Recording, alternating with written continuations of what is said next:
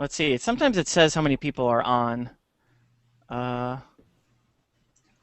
14 viewers. Hello, 14 people so far. They're probably like, we're sick of waiting. But anyway, this will be posted live afterwards. I mean, posted on the YouTube channel, on my YouTube channel. You probably shouldn't do that for bandwidth. Okay, so cool. Let's see. Yeah, Eric. It's not showing live yet on the YouTube page. Okay, it might take a little bit. We are broadcasting though. Okay. Yeah. I have a Tron disc up too. Oh dang! I turned that. Yeah, we're on. The page. Okay. Mine's actually a frisbee. A friend gave it to me, and I was like, "All right, please don't fall and kill anyone." Is it like heavy? No, it's just a little frisbee. But I have a bunch of actual like replica props that I need to put up there, but I'm so afraid that they're gonna fall, so I have to wait to build something that's more sturdy because I have like all these prop guns and stuff, and I'm like, I'm not gonna put them up there because they're just gonna fall. Yeah. That's awesome. Props for the Tron disc. I see that. All right, my name is Jeremy Rutz. I'm the host of the SD Concast. Today we've got a special broadcast for our readers. It's the Comic-Con Episode 4, A Fan's Hope movie reunion podcast. We're podcasting live. This was months in the making, guys, so I really appreciate everybody joining. So let's do some introductions just very quickly. I want to say left to right, but I think it shows different from everybody else. So Chuck, do you just want to say hello? Hi. There's Chuck. and he's got Red Raven handcuffed in a briefcase to him, but you just can't see it. Yeah, not anymore, unfortunately. Okay, Holly Conrad. Hi. There's Holly with the props behind. We've got our own James, Dan Regal, manning the chat. We've got the other James Darling and Say Young. Hi. All Hello, right. everyone. And lastly, we have Skip Harvey. Hey everybody, how's it going? Yep. And there's Skip. Eric Henson is trying to join. There's some technical difficulties. He's popping up and down. So hopefully he'll be able to join. And we've got a special guest that I'll be inviting in a few minutes. So first, I have some questions for you guys. We can go round robin or how we want to do this. But let's start with you, Skip. So one thing I wanted to say for you, I am envious that I don't have a bar like you do in my town. That is and how many times have you heard that? Quite a bit, but mostly since the movie came out. It's one of those things where people here don't seem to appreciate it, but if you go there, people come into town, they're like, "Oh my God, why does this not exist where I live?" You know. Yeah. But it's actually been pretty great. It's a job that I don't want to give up. It's a chance for me to kind of not only, like hang out with my friends who do geeky things, but also I get paid to talk about Star Trek and drink beer with them. So I don't really know how there's a way to lose there. Yeah, that's like the perfect job. All right, so Say Young and James. Just very quickly, is James allowed to go to the bathroom?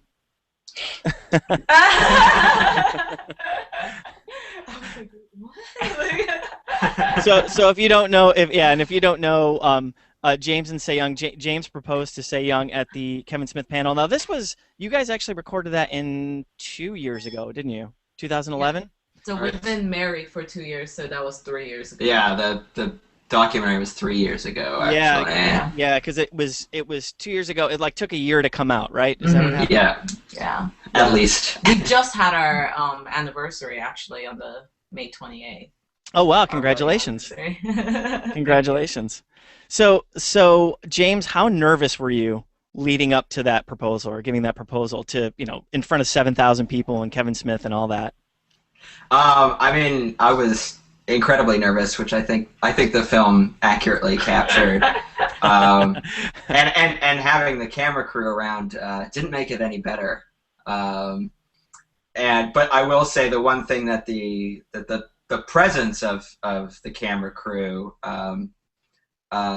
it ensured that I went through with it.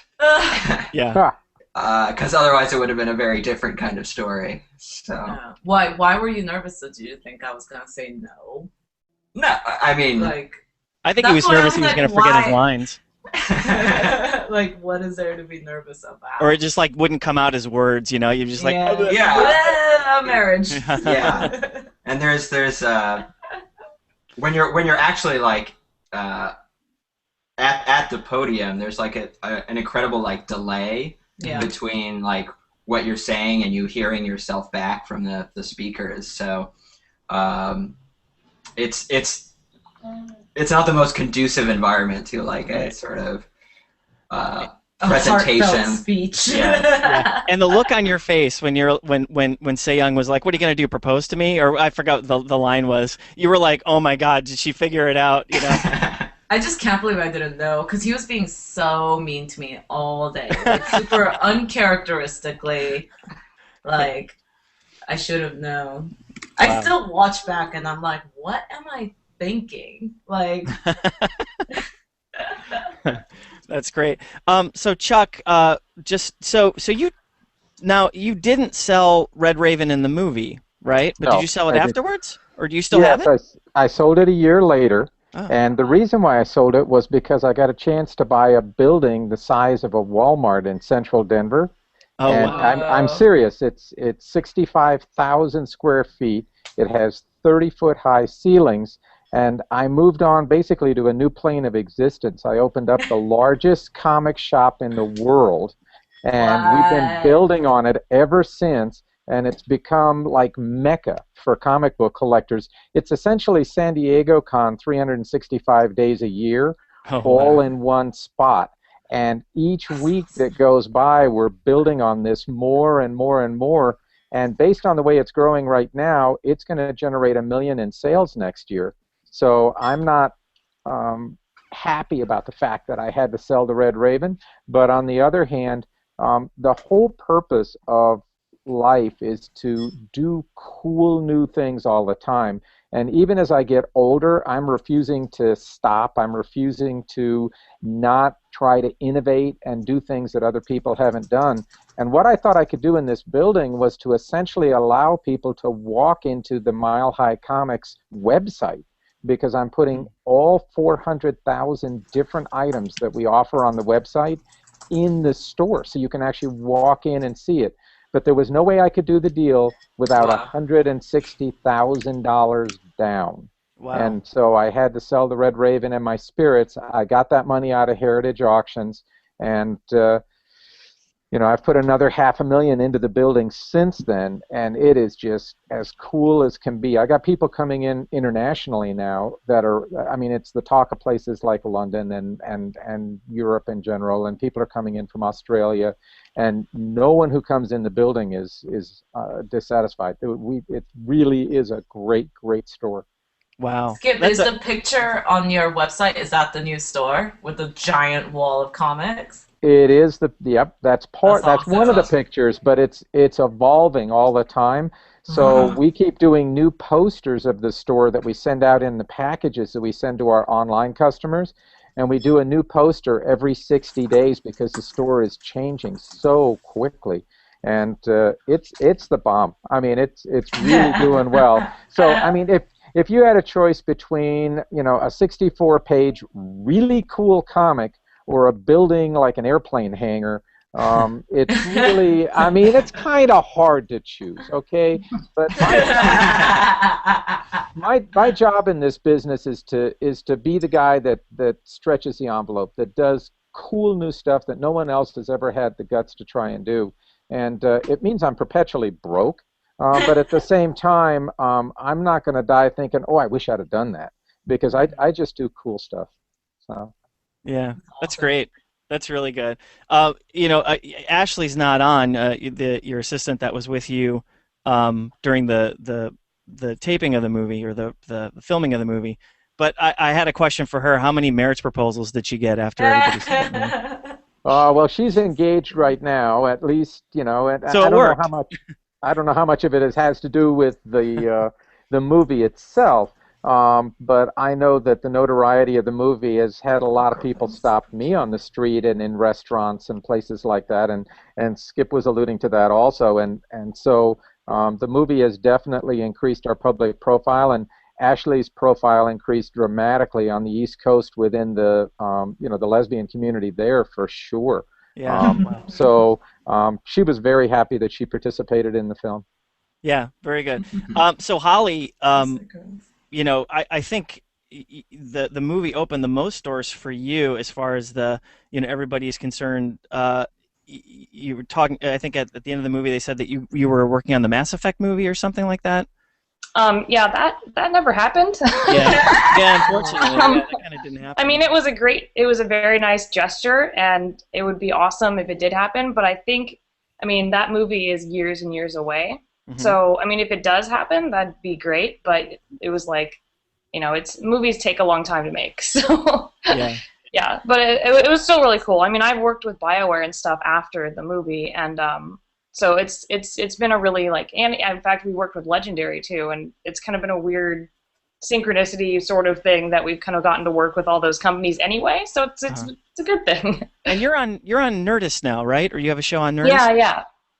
Jessica, who is actually, it wasn't really featured in the movie, but she's actually my best friend since I was a little kid. And her and I started a company called Crabcat Industries, and then we got picked up by Nerdist to have a Nerdist show and do all that kind of nonsense. And we've been doing giant special effects projects for video game companies, and we just recently did one that was just totally out of control for Pacific Rim. So that was what I spent the last 3 weeks doing, and I just woke up half dressed this morning on the floor I have to do a podcast and not look like I spent yesterday covered in monster blood. So that's cool. Dude, I'm so That's jealous. great. Pacific Rim looks so good. That was it's so cool. I can't wait for you guys to actually see what it's going to be. I'm not sure when we can even I've done some work in progress pictures on my Instagram and stuff, but once I'm not allowed to post the full actual suit for a while, but it's awesome. It was really fun. It was a lot of work, but it was really fun. Yeah, that's great. So one question I have for you then, probably through the magic of editing, they created more tension than maybe what actually happened. But how close was it to you guys going on stage where that Krogan head didn't work? Was it right up to the minute? It was really close. We were waiting. We were just about to go on stage. Wow. No, it wasn't close at all. No, we were. That was way before at the masquerade. Before you go on stage, when the numbers 1 through 10 are up, and we were 7, I believe. You're already in line. You're in line when 1 is up. But we were there was us trying to get the costume to work in the waiting room, and it was just as full of tension. But I feel like they did that just so that it was a bit more understandable to the audience, because the audience, if they're they're freaking out and they're not even going up on stage yet, what's wrong with these people? I understood the reason why they did that, but it was not. It was magic. Sparkles. Yeah, that's right. So here's a general question for all you guys. Let's see, did I get everybody? Yep, I think so. James kind of alluded to the camera crew. What was it like behind the scenes? Because we only saw camera up front. How many people were surrounding you at all times? And was it 24 hours a day? Did you have any privacy? Well, we had a thing where we were being filmed all the time. I remember at one point Ashley and I were walking down the aisle at the con, and Ashley made some sort of off-color joke, and I said, they have us mic'd. They're listening in. And we got back to the booth, and our sound guy said, "Oh, we're really not listening." And it's wait a minute, what the hell are you talking about here? And the other thing is that Ashley and I shared a room, and we found a live microphone under the nightstand. After that scene where we were filming, where we were counting the money and everything was not working out like we had hoped. They had left a microphone in there that was live, and we don't have a relationship or anything, but still that was a little bit weird that our private conversations were being listened in on by people who were sitting in a booth in New Jersey somewhere, because they were throwing all this feedback there. So, but the team itself, we had 3 guys, and they were absolutely brilliant. It was great working with them, but it was 3 weeks of being filmed. Oh, wow. How long did we film for? I will be honest. Whenever I'm filmed, I always check under the nightstands, and I always check. Crazy. I always check. I just as a principle, and from stuff just because it could be spies. It could be. What the hell? Under the nightstand? I found it on Monday morning, and the little green light was on. It's like, what is this shit? I mean, that's crazy. Well, the government's listening to all our phone calls. Oh, that's right. They're doing it anyway. Either way, the audio they would have gotten from that is bad. So it's like they just would have heard like more. So who cares? Right. Now, yeah, and I see Eric keep popping up. Eric is just to speak. Out. Oh, I'm sorry. Go ahead. Or is our Google group maxed out? Like, no, it's not. You could have up to 10. Yeah. He's in Germany right now, right, with the military.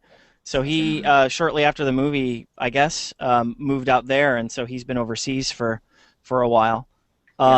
They flew him back for the premiere. They did, yeah. Oh wow. So let's see what we got here. Yeah, James, we can't get any. We're not getting any comments. Is that what you said? I can't see him on the YouTube page. Yeah, I don't know what's going on here. I love Google. Thanks, Google. Fix this for next time, will ya? So Skip, probably one of the most heartbreaking parts of the movie was that first portfolio review. Well, not the first one, but the one. I mean, you kind of broke down in tears. I mean, how difficult was that? You're on camera. You had high hopes. You went in there, and you weren't ready for that. I mean, what were you feeling? What was that about? Well, I mean, it was that was a pretty accurate depiction, I think, actually, of the area. And I knew full well that I wasn't fully prepared for that kind of thing. But that's kind of why I did it. I mean, it was one of those where I used it as an excuse to not pursue that again, like I had in years past, or I just go all out and put myself on the line no matter what the outcome, and just kind of take it as it comes. And I had quite a bit of caffeine and was really nervous, and I didn't exactly know what to expect, but it was I intentionally gave myself the most difficult, the most notoriously difficult reviewer at Comic-Con, the guy from Dark Horse, and I thought maybe it would just kind of show a bit of resolve and force me to do it, but then it turned out basically to eviscerate me on camera. So which is fine. I mean, I was still thankful for the opportunity, but the everything you saw there was extremely accurate. I actually, when I walk off camera, I went and hid from the camera crew. I went to another panel and hid somewhere, and I don't know how, but they managed to find me and film me through a crack in the door. Like an hour later. Yeah, it was kind of ugly. Not one of my most proud moments, but at least the panel I snuck into was a how to break into comics the DC way. So at least I kind of recouped some of that. But yeah, it was embarrassing, but it helped. I mean, honestly, I think I'm stronger now because of it. Yeah. That's excellent. So let's talk about that for a second. So what projects we talked about Holly and what she's got going on. I mean, what sorts of projects do you have coming up? Well, that's really interesting. It's been a really long and crazy process for me because I used this whole thing as a reason to to put myself back out there and really work really hard at doing what I want to do. And it was a year and a half that I had all these stacks of notes of what I wanted to do, do a comic that I wanted to do of my own. And after about a year and a half, all I had was stacks and stacks of notes, and nothing was coherent and nothing really made any sense. And so one day something just kind of clicked. I was like, why? Well, if everything about what I do is about me struggling and feeling inadequate and constantly questioning my own talent and questioning the things that I do, that's really the story right there. So starting in January, I really started hammering out a script and storyboards for a sort of an autobiographical book about what it is to feel like you're underachieving and the struggle of being creative, and what it feels like to feel like you've failed, but trying to work your way through. So that's what I'm working on, and I'm actually like, ironically, the sadder it gets, the more excited I am about the book. So it's extremely personal, and it's kind of in the vein of something that like Daniel Close or Jeffrey Brown, sort of a personal story of self-doubt, and so I'm working on that. I'm doing a lot of commission work, and I actually just helped put together a Comic-Con here in Columbia too. So I've had kind of a full plate. But yeah, it sounds like it. Absolutely. Yeah. How about you, James and Sei Young? I mean, are you guys just enjoying married life? I mean, you're not comic book artists. I mean, you were kind of there as fans. What's going on with you guys? You want to go first? Sure. Well, I actually it was sort of not present in the documentary, but I'm also a bit of a filmmaker and editor myself. I got initially started going to Comic-Con because they have like a little independent film festival that me and my friends, when we were at film school, were making all these sort of genre shorts that didn't really have a place to screen anywhere else. So that's what kind of got me into Comic-Con. And these days I'm actually on the other side of the camera. I'm editing a lot of docu-reality TV shows. Wow. So, and it's very interesting doing that kind of work, having been on the other side, and I feel a little bit more guilty when I manipulate people's experiences into dramatic television. So that's what I'm up to, and it's got a cool job too. So what you're saying is you're going to be filming the sequel, right? Potentially. For me, after the documentary, I worked on a film called Stoker, directed by Park Chan-wook. So I did that for a couple months. Congratulations on that. Oh, thank you. And then now I work in the video game industry in the market research department. So that's what I'm doing full time now. So it's really interesting because to have not been in the video game industry when the doc was shooting, but now I'm doing super relevant work. So. Yeah, really. So did the movie open doors for you in that respect? No, it was completely unrelated. I actually try to keep my involvement in the documentary a secret in terms of at the workplace, because I don't want people to watch it and think I'm psycho. But I've had people when I'm talking to vendors and they're like, "Oh, I know your name. You're from that Comic-Con documentary," and I have to be like, "Yeah, I am not that crazy in real life. Thank you." Sorry. That's funny. Well, that's great. Sounds like you guys are doing really good for yourselves. So, congratulations there. And then it said that you didn't invite Kevin Smith to your wedding. That's not wrong. That's a straight up lie. Yeah, that's what it said at the end. Yeah. Yeah. We totally. Well, so they called us the week before the Toronto premiere because they were locking picture, and they were like, "Hey, so give us a little update." And I said "Oh, well, we're married now," and and we went back and forth actually with Kevin Smith's people, and he did a podcast where. He has a Smodcast network, and he did a Smarried podcast where he would marry people in his little black box theater in Los Angeles. Uh-huh. And so they kind of offered us to be on that show, but I'm like, I want to have more than 15 people at my wedding. That is the capacity of that black box theater.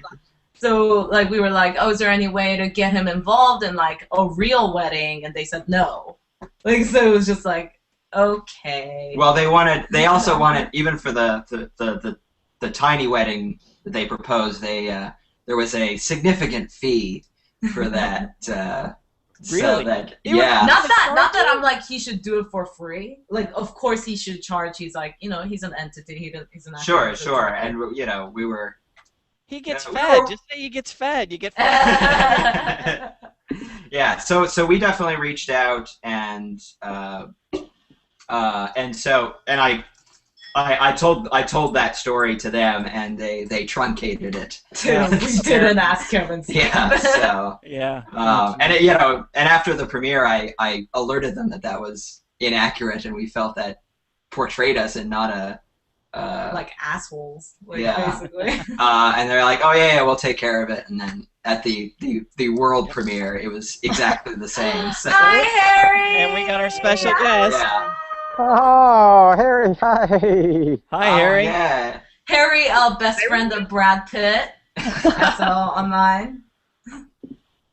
Look at that. Ooh, Oh, I think Harry, I think your mic's off.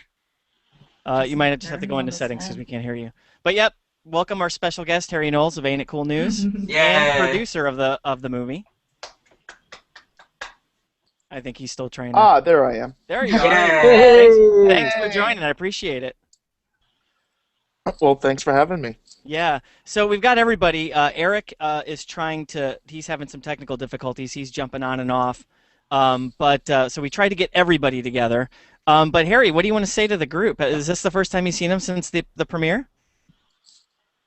I've seen James and Say Young a bit. Yes. I've seen. Let's see. Chuck was at the Austin premiere. Actually, I think I've seen all these guys here since the Toronto premiere. Oh wow. I was just going to say we actually had our honeymoon at Harry's Butt-Numathon. So. Oh really? That's excellent. Yeah. That's excellent. So Harry, James wants to make the sequel. I just want to let you know. I think that would be fascinating. You know, I mean, I really do love the film. I particularly love the little vinyl figure of me that they package. Yes. I have it being held on my Raiden Shogun Warrior toy over there. Awesome. Just because it feels more correct to have it being held by another toy. That's excellent. So I want to say, so you got a great group of folks here. Tell me one of the wackiest auditions that you might have seen for people trying to audition for the movie. The weirdest one that I saw was actually the guy that I really wanted to have be a part of the Comic-Con doc quite a bit. He was somebody who auditioned, and you could tell that he had recorded his audition at about 2 in a large house. And he was so incredibly nervous, but it was beautiful to watch. He was just somebody who was so genuine, but he had always been sheltered, and his family didn't like him doing art and didn't like any part of his life going in that direction. And he was having to do all of this secretly and on the sly. And he'd never been to a convention of any kind before. Oh wow! And so this was like his big chance where he was going to try to break out. And ultimately, when Morgan and us approached him, he kind of freaked out that we wanted to interview his parents. And it was just he felt so much shame for being a geek. And I wanted him to be a part of this doc more than anything, because I knew just being a part of this doc would open him up to a new world of fandom where all of a sudden he wouldn't feel ashamed about who he was. He would feel ashamed that his parents didn't understand who he was. Yeah. Which is actually the way it should be. Those parents are terrible parents for not recognizing what the love and passion of their son was. Yeah, Yep. yeah, that's too bad. I wrote down a quote from the movie yesterday. Joss Whedon was doing his little interview part, and he said, the best thing about Comic-Con is that people recognize. He said, these people are our tribe. This is where we fit in, and it's just unfortunate that it sounds like this would be the perfect place for him to fit in, yet it just didn't, wouldn't work out that way. Yeah. Yeah. Okay. Real quick. want to see who's going to be there or back at Comic-Con this year. So, Chuck, I think you're going to be back, right? You guys are going to have a booth? Oh, yeah, we've got our booth. In fact, we're working on building our display now. Interestingly, we're changing the booth quite a bit, though, because since the time that the documentary was filmed, comic books themselves have made a huge resurgence, and over half of our sales last year were comic books rather than trade paperbacks. Yeah. So our booth will be predominantly comic books this year. Yeah, I was going to say that. I had seen on the beat, it seems like, the comics are enjoying like kind of double-digit percentage growth, month over month or year over year in the last year or two. So yeah, the Avengers movie really helped comic book sales. One of the only problems is that most of the growth in sales is in comics published in the last 3 to 5 years, and we're not seeing as much growth in the older issues because they're not quite as connected. But that's a separate issue. The very fact that people like comic books again and want to read them, and that there's this big community growing, that's a really good thing. So now we just have to figure out where in the hell to get all those decent books. Yeah. That's great. So what's your booth? You want to plug your booth? Do you have a booth number? I don't have the booth number because they don't assign them until the last minute, but we're in the same spot on the front wall that we've always been. But I'll plug milehighcomics.com, where we've got all the comics that are in the booth for sale. So, yeah. Harry, are you going to be at Comic-Con this year? I don't believe so. We're going to have Ain't It Cool's definitely going to be at Comic-Con. Yep. I just, I like to go sporadically to the con. And, I think probably another 2 years I'll be ready to go back to Comic-Con. It's kind of funny because, one of the things that you said, Chuck, about Comic-Con was that it's, in the movie you said, it's kind of turned into more about movies and television than it has been about comic books. But it seems like, the movie kind of did comics a great service because all you guys have more of a comic background, artists and collectors and whatnot, as opposed to kind of the movie aspect. And now we see that resurgence of comics in general. That's definitely happening because the Avengers movie sold more tickets overseas than it did in the United States. And we've seen a big uptick in our shipments from our website to destinations that are the damnedest places, like Kyrgyzstan and Murmansk up in northern Russia. I mean, who the hell would think that anybody there would want comics? But they do. And domestically, there's a lot of more interest now in comics in general as a result of the films. So it's kind of, there's a feedback loop that's going on here that's actually very positive.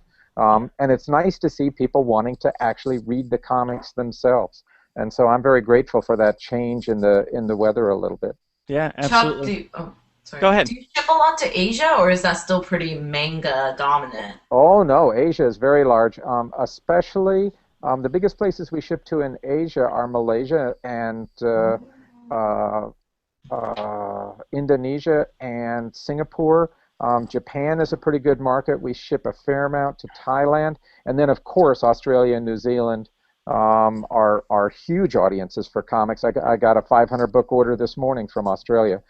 So there are people that are buying American comics very avidly on an international basis. So we're seeing a big growth factor right now. Wow. So it's like individual people ordering, not like retailers or resellers? No, we don't sell to retailers. We only sell to private individuals. And so what we're seeing is, somebody who's sitting in their basement in Malaysia is going through our website and, picking out various comics that they want. And clearly the ones that are tied in with the movies are the ones that are selling the best. Right. But a lot of people are then branching out. And so we're seeing sales of all kinds of stuff going overseas. People are buying weird independents that I don't even know what they are. And for some reason they want them in Malaysia. Wow. That's excellent. Holly, you're gonna be at Comic-Con this year, right? Yeah, I mean, for the past couple years, I've actually been working there for various, either for BioWare, we've done stuff for Nerdist, or we've done stuff for like just all kinds of things. So I'm probably going to be doing something that's not genuinely like running around and seeing things. I don't think I've been to Comic-Con just like as an attendee since like the year that we were filmed. Wow. And honestly, like, I don't know if you guys feel the same, but like like Comic-Con's just so big now.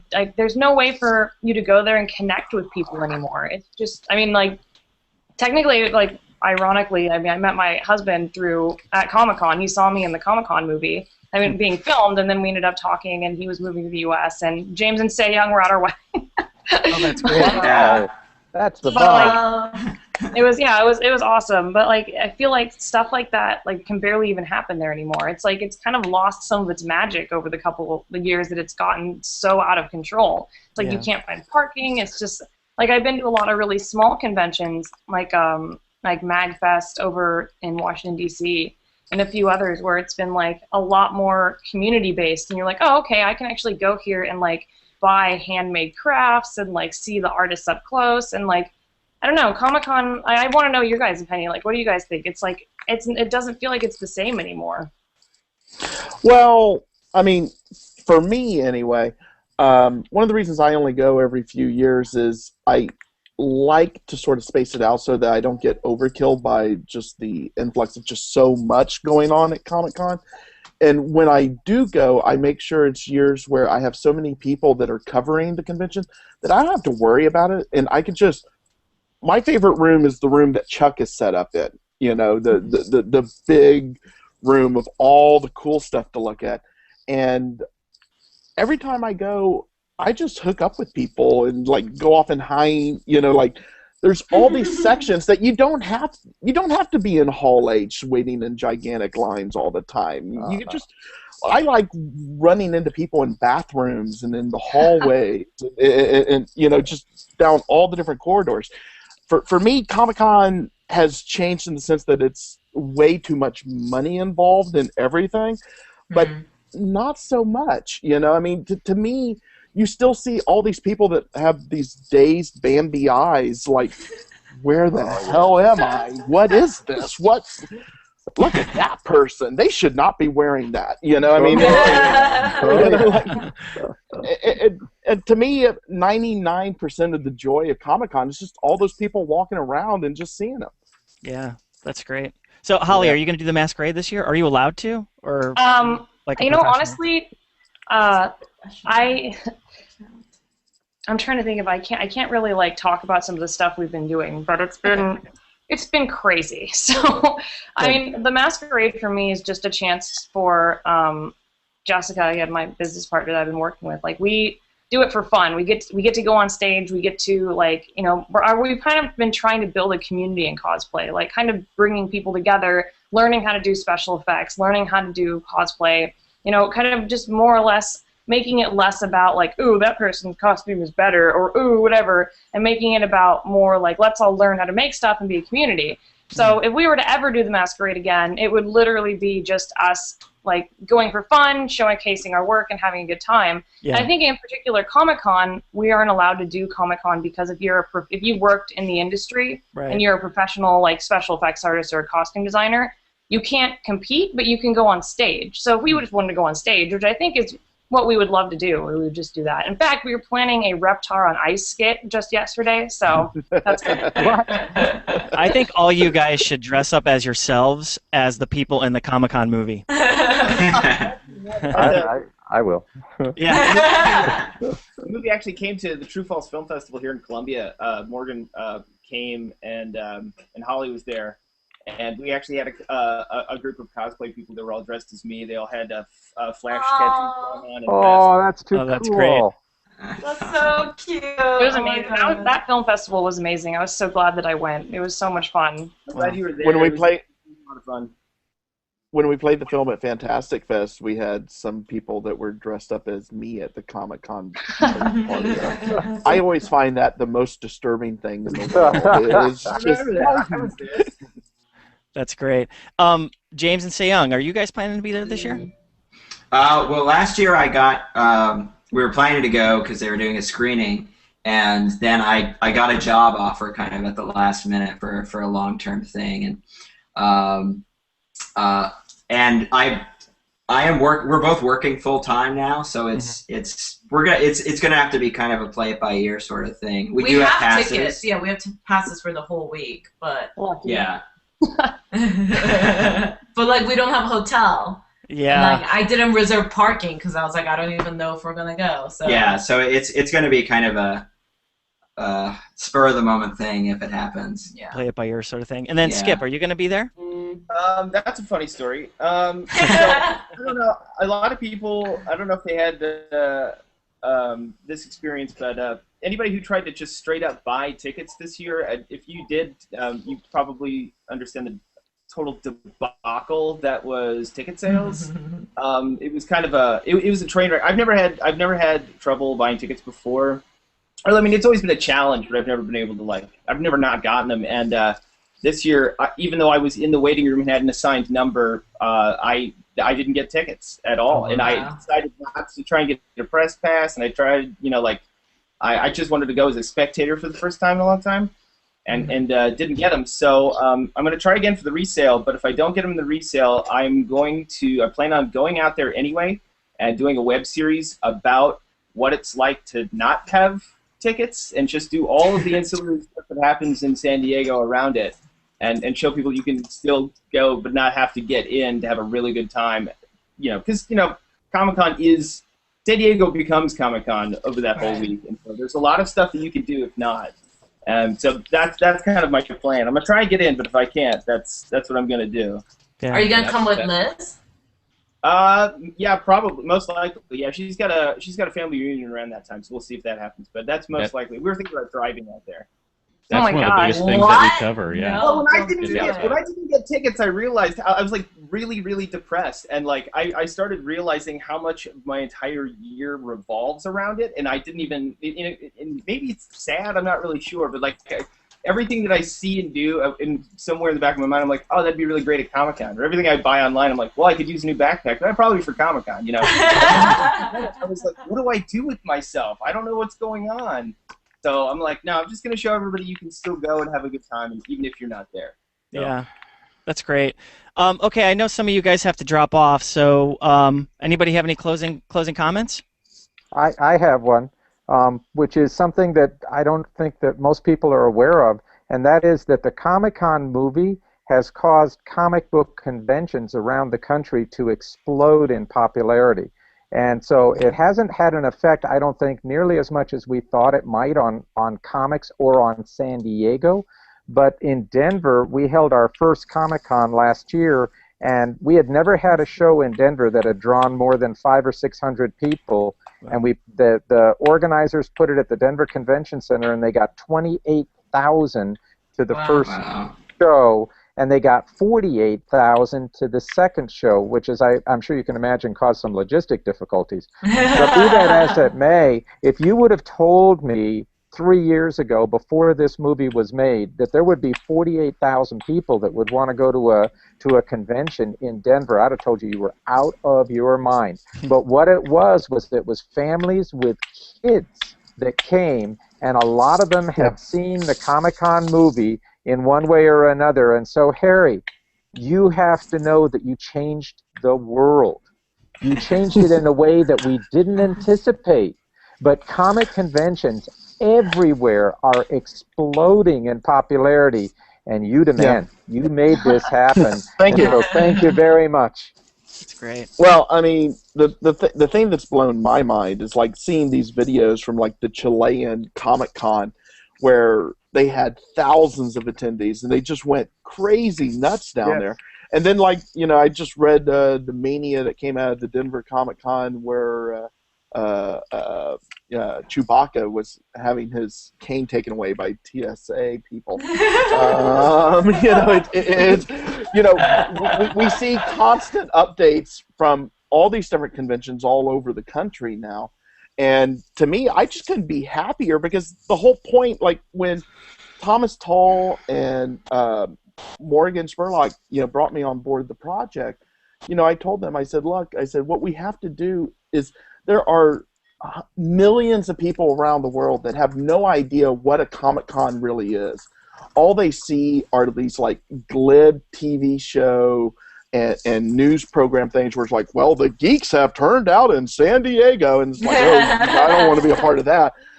And to actually show that these conventions have such a huggy mentality. They have such a, reunion. I mean, like we're doing this right now. Like I love everybody in this little Google thingamabobby here. I've never done one of these before, but to me, getting to see geeks all around the world sort of hook up. I mean, one of the things I love is like we're on like all these different.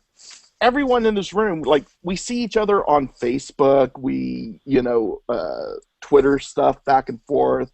Like I was like watching Say Young, like in every tweet that she did from Chan-wook Park's first English language film was like driving me nuts with jealousy. It's like I love that the documentary didn't only help fandom sort of grow, but more than anything, it's made these people right here connected to one another, and if nothing else, then we've done that.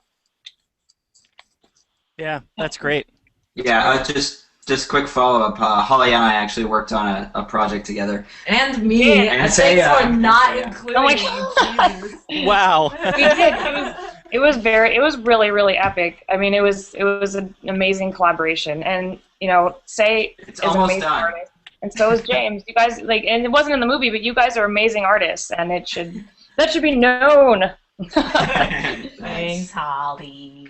Yeah. It's still in post, taking a really long time. I'm looking at some visual effects shots right now, so. Oh, geez.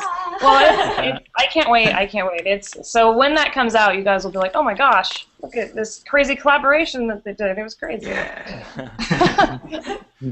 That's yeah. excellent. No, I mean the movie for sure changed my life, even in the sense that it just gave me, I guess, the hope to think that like doing this stuff and doing all that stuff in my garage and being nerdy and all that, it could get you somewhere other than just like someone that seams molds in the back of a shop or it's kind of like you can go out and do all of this stuff, and you can follow your dreams and kind of be whatever you want to be. And I think it sort of encouraged me and encouraged a lot of my career goals to sort of change, instead of just being like, oh well, I can't do that or I can't do this. It's like it made me more adaptable and be like, well, you know what? I'm going to do YouTube videos, or I'm going to do this, because there's a lot of other things in the world than just, focusing on one thing. Going to Comic-Con and being a part of this greater community has been way more rewarding than just trying to like worry about whether or not I got a special effects job. It ended up not being about getting a job. It ended up being about being part of the community, and I think that's really what changed me personally the most. That's what all things about. Yeah, I agree completely with that. Yeah. Yeah.